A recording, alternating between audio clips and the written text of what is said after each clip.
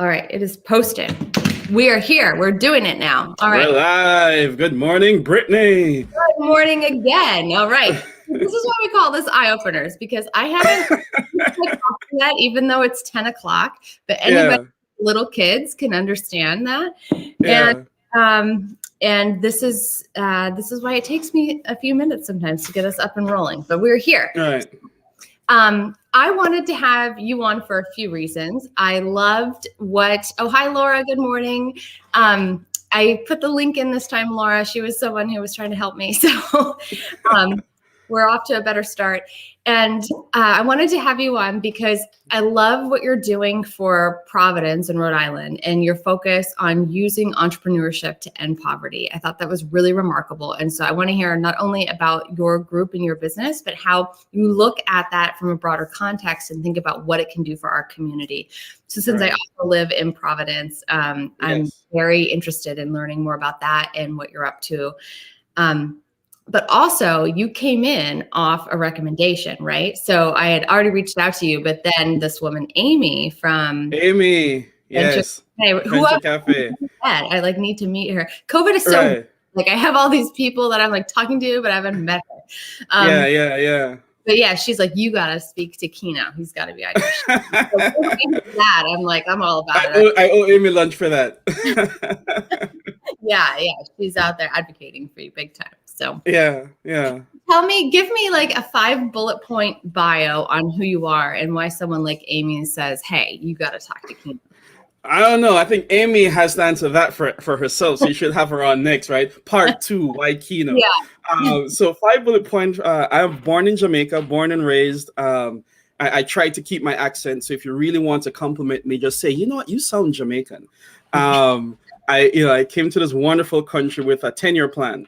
I was supposed to go to school, give back 5 years to society, and then go home. That was my plan. I did not want to stay in the United States of America at all. Why? The beaches. I needed a real beach, right?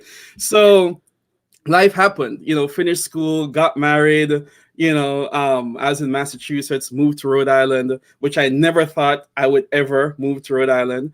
And then Providence, I say to folks, I got infected by Providence. I can't explain it any other way. I just love this amazing city. Maybe the size wise, it's like Jamaica. So I don't know.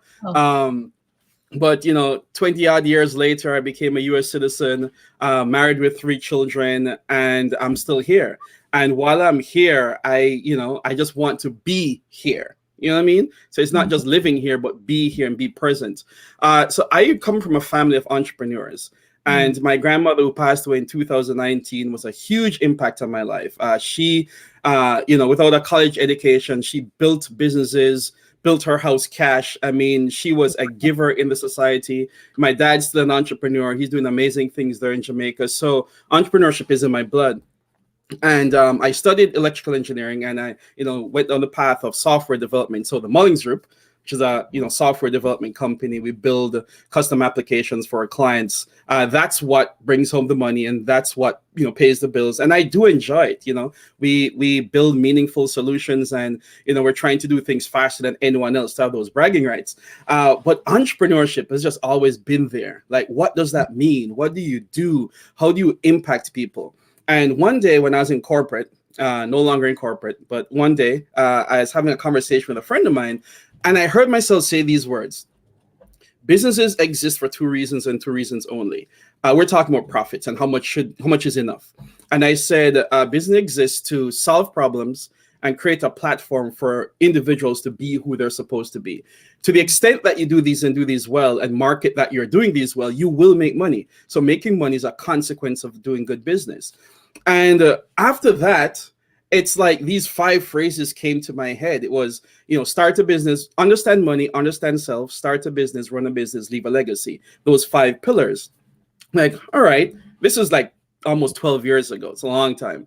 And all right, that makes sense, but so what? These thoughts in my head. Fast forward, I created a course for strategic life planning because I had to do my own. And as I was explaining it to some friends of mine, they said, we don't understand what you mean. What's strategic life planning? It's all right, I'll create a class for you.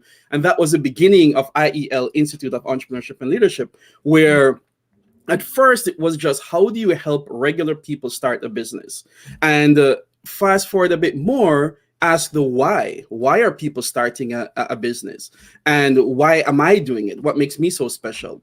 And then it just came to me, end poverty through entrepreneurship, where poverty is defined as having lack and no hope of more. And so poverty is a hope thing. Someone can be wealthy and still be poor. It manifests as greed because you're holding on. I don't know when I'm going to lose this or if there's going to be more. So I have to hold on to this.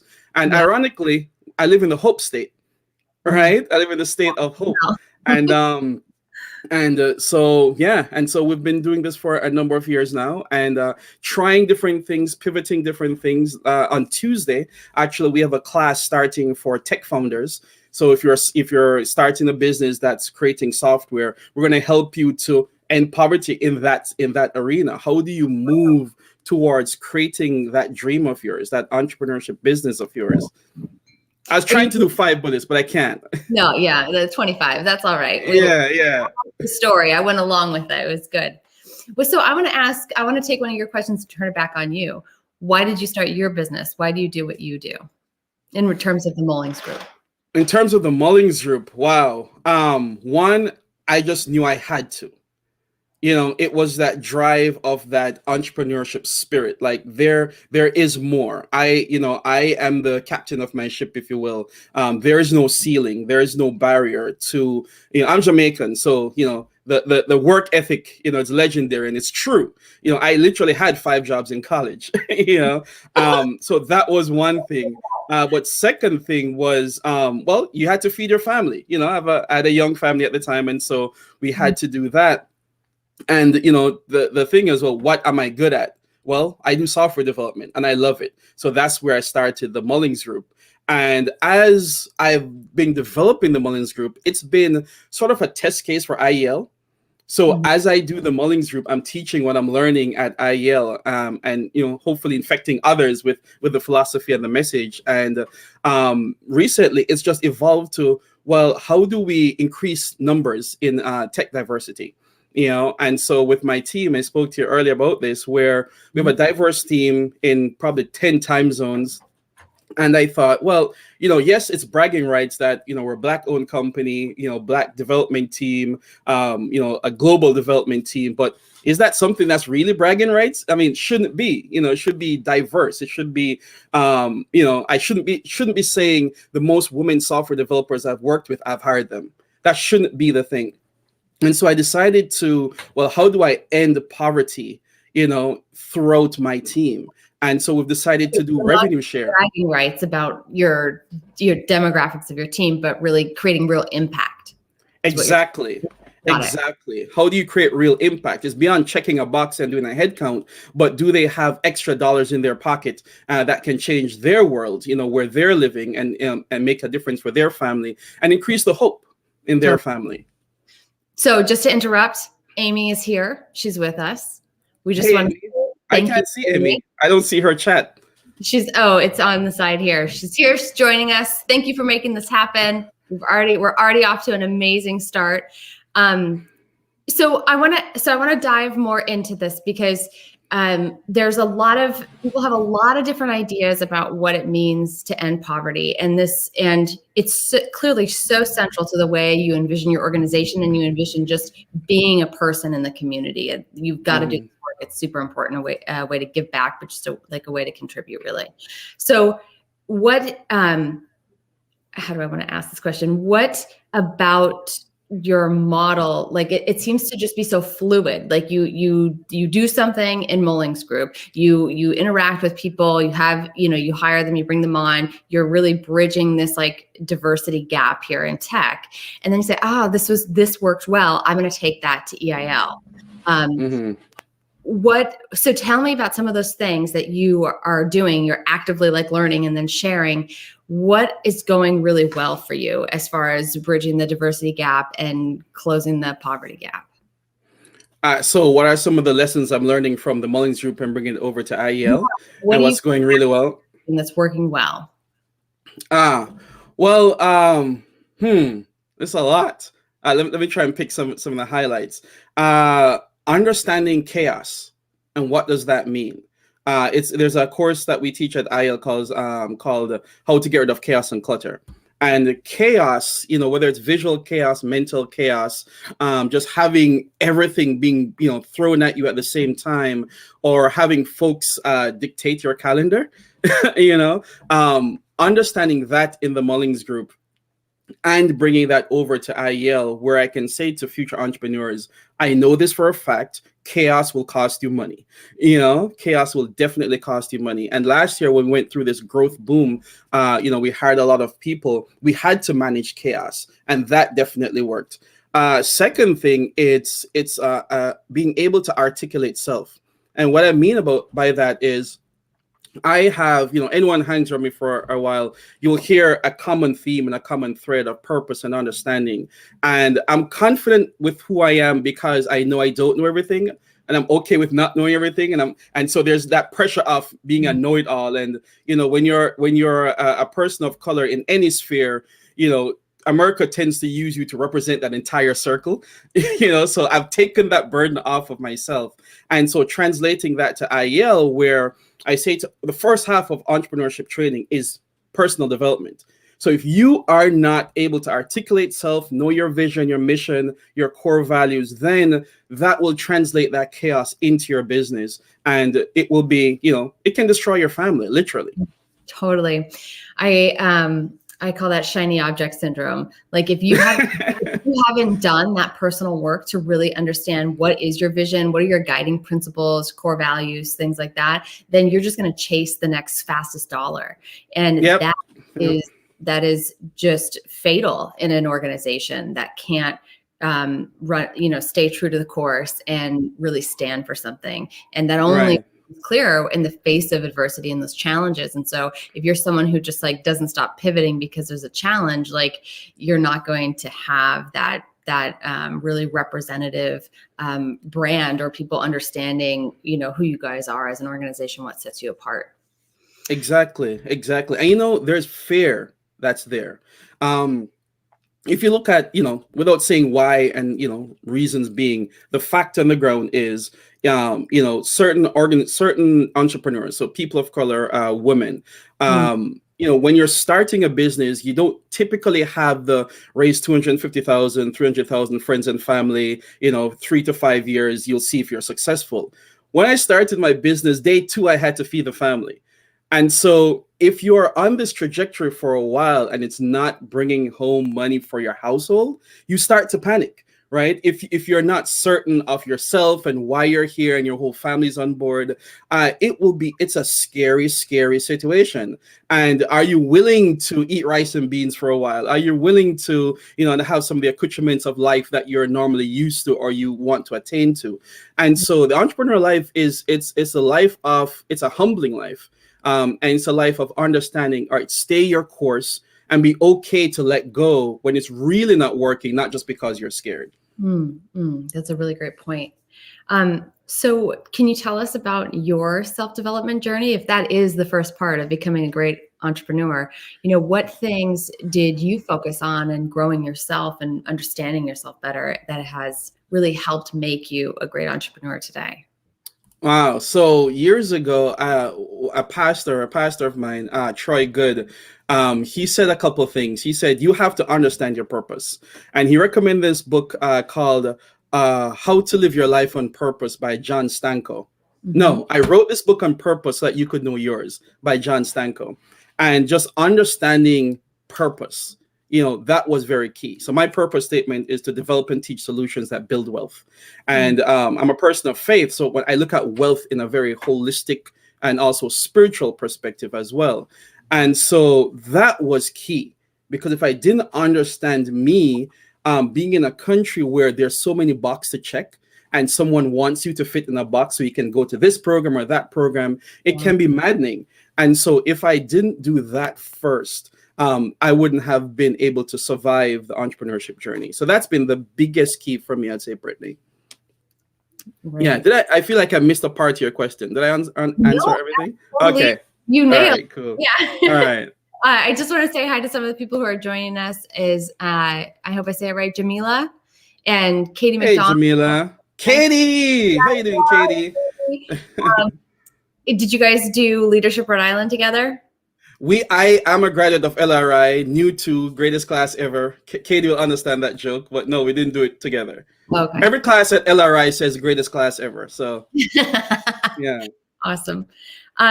So tell us a little bit about what you would identify as some breakthroughs or really key moments that generated insight for you that changed the way that you show up in your business or in your life. So along this journey, we already talked about there are these key obstacles that show up for us, and that maybe the fear comes up first, right?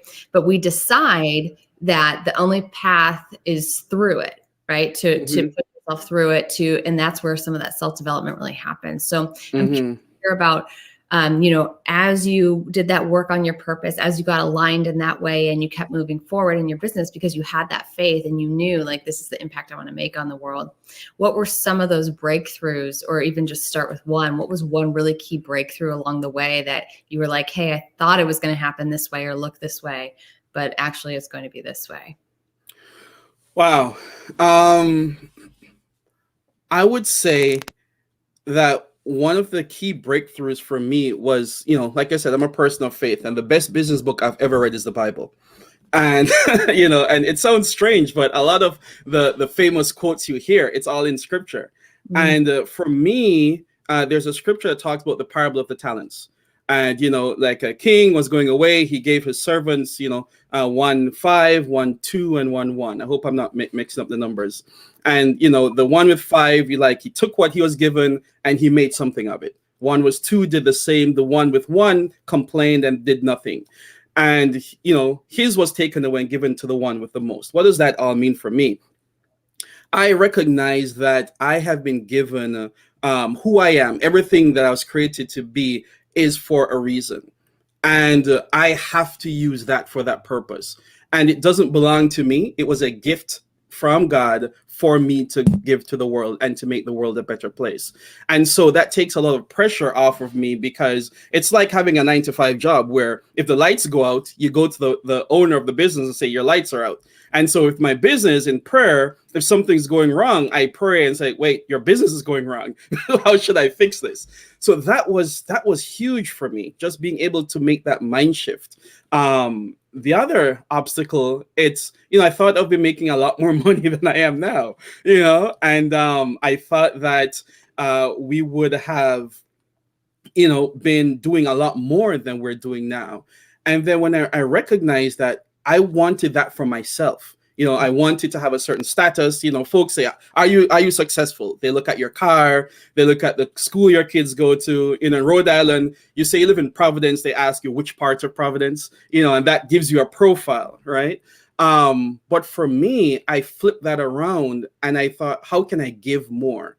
And so we've been intentional givers in our household, whether it's money, time, talent. And I find, Brittany, that the more I give, the more I receive. The more I share, the more I learn.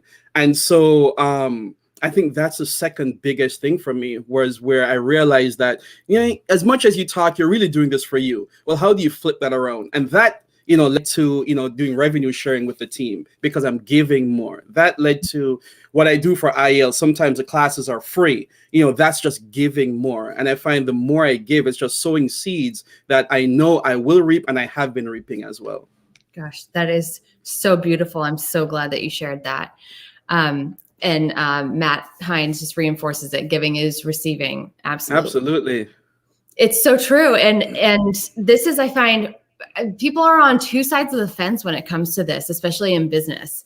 And you could really, when you start to interact with someone, you can really feel like what they're about. But I love how you took it to the next level and you recognized, hey, there was like a little bit of ego here for me. How do I flip this and actually make it work for me? Because we can't deny, like, we live in a world of material things. Like, money is energy. Like, you do need it to put food on the table, right? So you can't live in total la la land about it and just say, like, it'll just come. You have to do things to actually show up. So, but I love that you stay true to, it brings us back to your purpose overall, that it is ultimately to give back and to contribute and to share this with people who maybe didn't have the benefits of learning from family members who were entrepreneurs, right? And and growing up in that context. So that's a beautiful thing. There is so much ego in business. Mm-hmm. Is so much of that, like, oh, what part of town do you live in? What car do you drive? Where do your kids go? I really feel you there. And I feel as an entrepreneur, there's so much pressure to show up and say, no, yes, my business is successful. Mm-hmm. And it's easy to blame social media and all of that, but I don't think that's really the root of the problem. Mm-hmm. What would you say that it is? Where do you think that comes from? Unfulfillment of purpose, really, because we have, one of the saddest things in life is that we have people walking around not knowing who they are and why they're here. And so, yes, social media and media in general projects what you're supposed to be, right? You remember that JG Wentworth commercial? I want my money and I want it now, or get the slimmer you. I mean, you have all of these things that say this is who you're supposed to be. The anecdotal American dream, right? American dream, which is, house, white picket fence, 2.5 children, right? There's these boxes, and I think it is not knowing your own box. And maybe you don't have a box, maybe you have a circle, right? Maybe you have a star. And if you don't know yourself, then you're going to be, just twisting and shifting with every new wind, every new fad that comes about. And I think that helps with driving the ego, because if me winning is money, right? If that's it, how much money is in my bank account, then all right, I'm going to get as much money as possible. If me winning is being able to say a certain statement, well, all right, I'm going to be driven and get that statement. If masculinity is defined as, having a certain swag and a certain bravado and speaking a certain way, and, speaking, I have to do the thumb, to emphasize my point, and I have to, hold my hands together, then of course you're going to do that, And unfortunately, when folks do that, and those who aren't there yet will look at you and say, well, you're just showing off anyway. So now there's this whole, it just flips on itself, where the more you try to attain to what society says you're supposed to be, the higher you ascend, the worse it is for you, because you're actually not being true to yourself. Mm-hmm. What a really great point. I was, I'm a psychologist by training. And so I was reading this. You should have told me that before we started. Oh, no, Lord. No one would get on the phone with but I was reading about the percentage of people currently experiencing anxiety and depression, and just the increase of that over COVID times. And again, like, this is a place where people talk about social media being a problem, the comparisonitis, right? Seeing what other people have, and just really seeing their curated image of their life. And we know our chaos, to use your word, right? And so then it just doesn't look, it'll never be a nice comparison where you feel like you're winning, right? But you have such a great point that it's so easy to get lost in all the marketing and all the messaging and all the media if you don't have a strong purpose really tying you down, like holding you to something, keeping you grounded, and what really speaks to you and what's meaningful for you. Absolutely. So absolutely.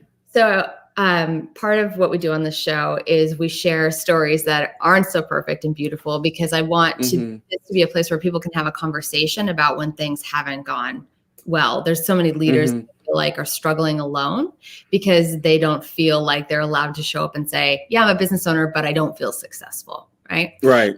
Tell us about what you think is your biggest weakness or something that's holding you back. Oh, wow. Biggest weakness and something that's holding me back. Well, I wouldn't say my biggest challenges. It's a weakness if you don't recognize it and you're doing nothing about it. But it's a challenge if you recognize it and you're actively working on it. And so, wow, you want me to be vulnerable, huh? Wow, good Lord. I would say I sent these questions to you in advance. Everybody knows that I'm not just Yeah, I guess that would be it. Email. Oh, geez, you could just abolish email altogether. That's my number one biggest weakness there, replying to email. And I would say it is affirmation, being confident of, not wanting to fail. I think that's the best way to say it. And I validate not failing by getting affirmation and confirmation in that path. And so, I don't know if that, a lot of people have that same issue, but just not wanting to fail. I mean, I live in Providence, Rhode Island. I have probably one of three, black owned tech companies in the state. Um, and not wanting to fail, especially if you've tasted failure. This is number three. I mean, I left a large company, Dell EMC, well, it was just EMC at the time, doing real estate and then real estate tech just when the bubble popped. That was a colossal failure. You talk about getting in at the wrong time in real estate. I a few years after, did the entrepreneurship gig again, and that failed. And failure was, your family needs food to eat, that's horrible. And then this time when we went out again, I say we because it's a family choice, right? And in 2016, June 23rd, 2016, I resigned, or I left my last corporate gig, and not wanting to fail, and then the next week realizing that, hey, you're failing again because you totally misunderstood the market. That can be paralyzing. And I can think of, as I'm writing software, literally in a corner in the basement, I did fit that profile, and saying to my wife, am I making a mistake? Is this wrong? Am I going to fail again? And so that is one of the most difficult things. And how I overcome that is what I said before. It's not my business anyway, And so in prayer, it's like, hey, this is going, I feel you telling me to do this, Lord, and it doesn't seem to be giving me the results that I expected. What's wrong? What should I do to change this? And that's really given me the peace, when I needed it, and the encouragement. And so, yeah, so that's my biggest thing, is just that fear of failing. And that can drive me, to work too hard. I once upon a time, I worked 7 days a week. I remember in 2018 when we had a contract with the city and state with IEL, I literally would get into Sprout Co-working. Shout out to Sprout Co-working, amazing space. And I'll get there before everyone, and I'll turn the lights off, because I was running literally two companies. So that drive is, you cannot fail. You cannot fail. All eyes are on you. You cannot fail.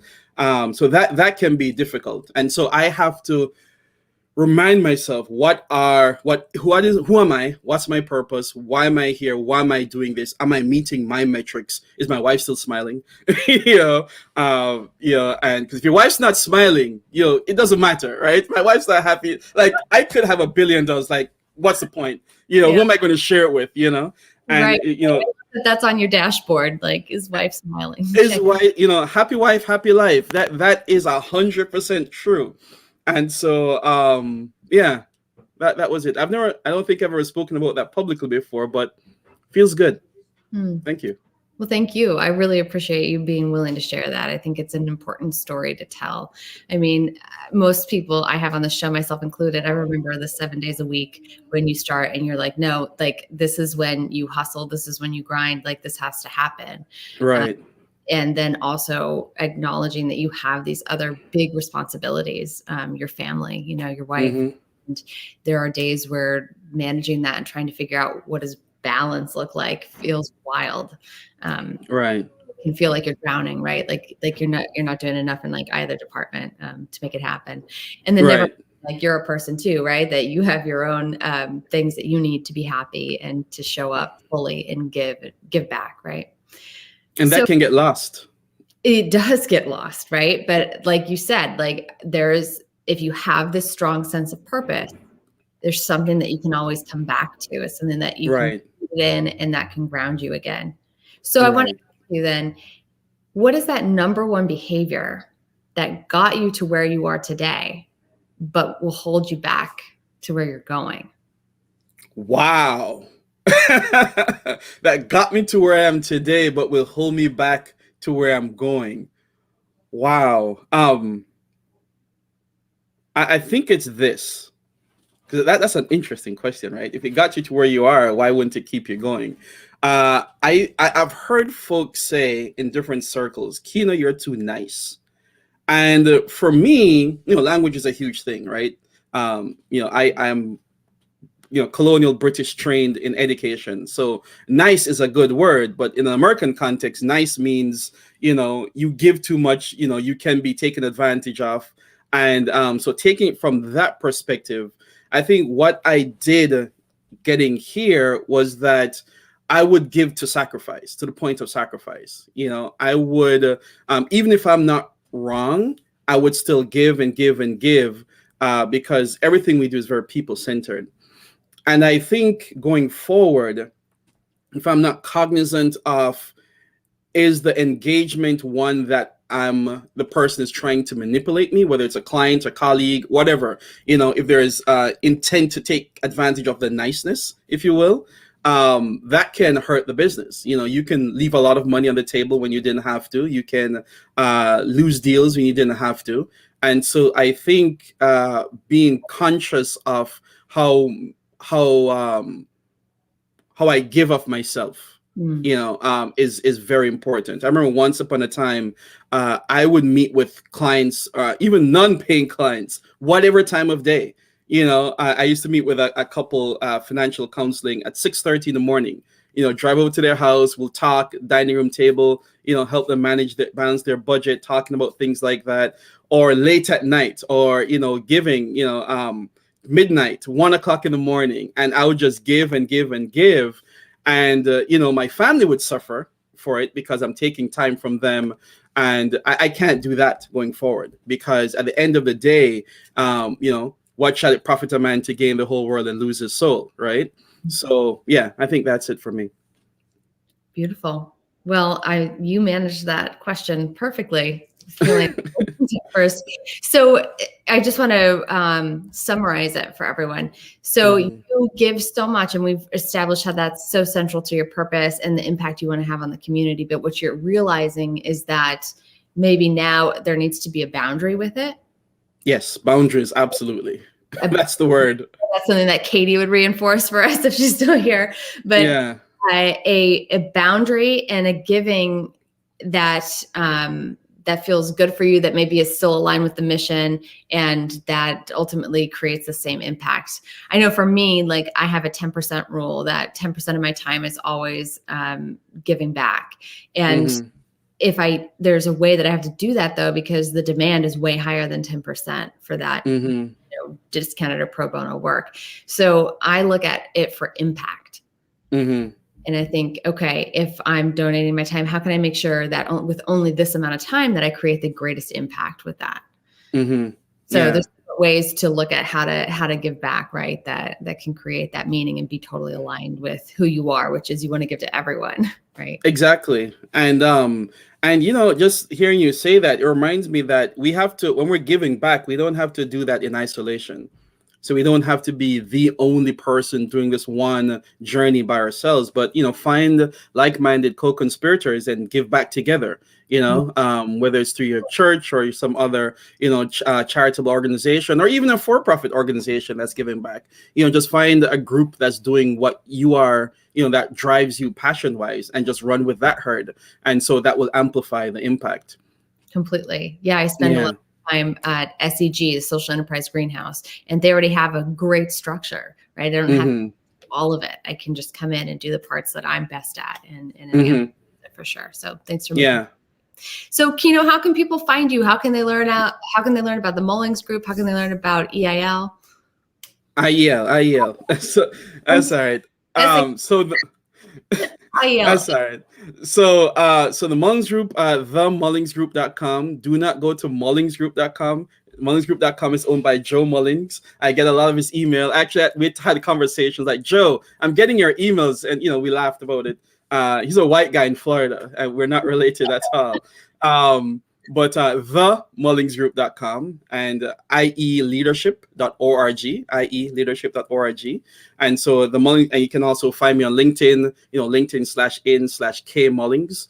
And we do software development, web, mobile, and desktop. And for IEL, if you're looking to grow or start your entrepreneurship venture, we'll be there to help you. Next Tuesday, we're starting Bootstrap Bootcamp for tech founders. So it's about lifting tech founders from a business development perspective, but from a what software are you building? So understanding that we have the expertise to do that, because that's what we do on both sides of the fence. So that's next Tuesday. Awesome. Thanks for sharing. Yeah. I'll make sure all that info gets in the comments for people who are watching the replay. I want to thank everybody who was here and joining us today. Thanks to see Matt and Laura are still here. Thank you guys so much. Keno, stay on with me for a minute, and I'm going to say goodbye to everybody. If you're seeing this in a replay, whatever platform it's on, you can find the full transcript and everything on my website, BrittanyDrozd.com. If you have any questions for Keno or myself, reach out to me on my contact page, and I will get it to the right Keno Mullings. Brittany, could I see some folks here. Could I just say hello? Just give them a shout out, because they're amazing people. So I see Amy Erickson, Venture Cafe. I mean, thank you for all that you're doing in the community. You're a beast. You're just constantly keeping programming going. I see Jamelia Searles. She's now with IEL. She's doing all of her social media and so forth. And Katie has been such an inspiration for me. She doesn't know that. I met Katie at a CG conference, and we had a speed coaching. And Katie came and sat at my table, and Katie said, this is one of those low points, right? And Katie said, I picked you out of everyone because you're the only entrepreneur. I mean, that just blessed me like nothing else. And then another time we met, she gave me this Katie tea that was just like out of this world. So I don't know if she's still selling that. But yes, it comes with the Katie planner. A Katie planner. Oh, wow. She's now has a planner? What? You don't know about it? I don't know about the Katie planner. Maybe it's time. We're going to get all your stuff out. This planner, which I haven't done all of yet, but I have started, is really, really comprehensive look at that boundary and that balance between what drives you personally and professionally, and how to make time for it all and still feel like you at the end of the day. So yes. Good stuff, Katie. All right. Take care, all. Thank you so much for having me, Brittany. I really appreciate you. Thank you so much for being on IO.